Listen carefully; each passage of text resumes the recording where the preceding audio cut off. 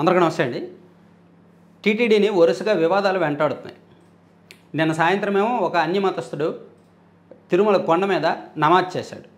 నిన్న సాయంత్రం అది ఎలా సాధ్యమైంది? అన్యమతస్థుడు కొండపైకి ఎలా వెళ్ళాడు? కొండపైకి వెళ్ళినా స్వామివారి దర్శనానికి వెళ్తున్నప్పుడు ఖచ్చితంగా డిక్లరేషన్ మీద సంతకం చేయాలి. సో పైన అతను నమాజ్ చేయడం ఖచ్చితంగా టీటీడీ రూల్స్ ఒప్పుకో. అక్కడ భక్తుల మనోభావాలు దెబ్బతిన్నట్టే. ఇది ఒకంత టీటీడీ పాలక మండలికి ఖచ్చితంగా ఇది ఒక అపఖ్యాతి. ప్లస్ తిరుమల పవిత్రత విషయంలో ఇది ఒక అపచారం. కరెక్ట్గా ఒక నెల రోజుల కిందట అనుకుంటా ఒక అన్యమతస్థుడు రంజాన్ రోజు అనుకుంటా కదా, ఒక అన్యమతస్థుడు అలిపిరి సెక్యూరిటీ పాయింట్ మీదుగా ఒక ద్విచక్ర వాహనం బండి వేసుకొని నేరుగా తిరుమల కొండ మీదకు వెళ్ళిపోయాడు. సెక్యూరిటీ సిబ్బంది ఆపుతున్నా ఆగకుండా చాలా స్పీడ్గా వెళ్ళిపోయాడు. సో అది ఒక ఘటన.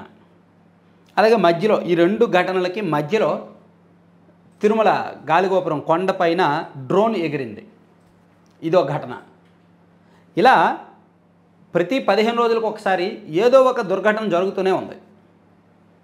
టీటీడీ పాలక మండలి ఈ విషయంలో పూర్తిగా క్లారిటీ ఇవ్వడం లేదు, మౌనం వహిస్తోంది. అట్లీస్ట్ దాని మీద సీరియస్ యాక్షన్స్ కూడా తీసుకోవడం లేదు. సో ఇందులో కుట్ర కోణం ఏమైనా ఉందేమో అని టీటీడీ పాలక మండలి ఎందుకు ఆలోచించకూడదు?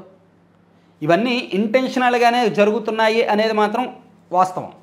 ఇంటెన్షన్ లేకుండా ఎటువంటి దురుద్దేశాలు లేకుండా యాదృచ్ఛికంగా జరిగిపోయాయి అంటే మీన్స్ మనసులో ఏ దురుద్దేశమో లేకుండా ఎటువంటి కుట్రకానమో లేకుండా చేస్తే ఇవన్నీ వదిలేయచ్చు, ఇవన్నీ చిన్న తప్పులుగానే చూడొచ్చు. కానీ ఇంటెన్షనల్గా ఉద్దేశపూర్వకంగా కావాలని భక్తుల మనోభావాలు రెచ్చగొడితే అది తప్ప కాదా? అందులో కుట్ర ఉన్నట్టా లేనట్టా? సో ఇది రాజకీయ కోణం ఎందుకు చూడకూడదు? ఈ కుట్రలో వైఎస్ఆర్ కాంగ్రెస్ పార్టీ చెందిన మాజీ ఎమ్మెల్యే టీటీడీ మాజీ చైర్మన్ భూమన కరుణాకర్ రెడ్డి గారు ఇప్పటికి 2-3 సార్లు ప్రస్తావించారు, టీటీడీలో మా వాళ్ళే 2000 మంది ఉన్నారు అని. సో పైన ఏం జరిగినా మాకు తెలుస్తుంది అని. సో కింద చెక్ పాయింట్ దగ్గర నుంచి పైన విజిలెన్స్ కావచ్చు, అనేక డిపార్ట్మెంట్లలో మా వాళ్ళు ఉన్నారు అని మాజీ చైర్మన్ గారు చెప్పారు. అలా చెప్పారు అంటే అర్థం ఏంటి? వాళ్ళు కావాలని చేయిస్తున్నారేమో, ఇటువంటి తప్పుల్ని ఎంకరేజ్ చేస్తున్నారేమో. ఇటువంటి తప్పులు జరిగితే ఇప్పుడున్న టీటీడీ పాలక మండలికి చెడ్డ పేరు వస్తుంది, ఇప్పుడున్న ప్రభుత్వానికి అపఖ్యాతి వస్తుంది. కాబట్టి దాన్ని మనం విస్తృతంగా మార్కెట్ చేయొచ్చు, భక్తులను రెచ్చగొట్టచ్చు, కాబట్టి తప్పులు జరగని అని ఎంకరేజ్ చేస్తున్నారేమో. సో ఎందుకు ఆ కోణంలో ఆలోచించకూడదు? ఇక్కడ రాజకీయాలు పక్కన పెట్టేద్దాం, రాజకీయాలకు సంబంధం లేదు, కానీ కుట్ర అనేది మాత్రం హైలైట్. ఇక్కడ టీటీడీ పాలక మండలి మెతక వైఖరి ఎక్కువ అవుతుంది. ఆ మెతక వైఖరి కారణంగా తప్పులు రిపీట్ అవుతున్నాయి, పదే పదే జరుగుతున్నాయి. ప్లస్ ఇంటర్నల్గా అక్కడ బయటకు రానివి అనేక తప్పులు జరిగిపోతున్నాయి అన్నమాట. బయటకు వచ్చినవి ఇవి, బయటకు రానివి ఇంకా చాలా జరుగుతున్నాయి.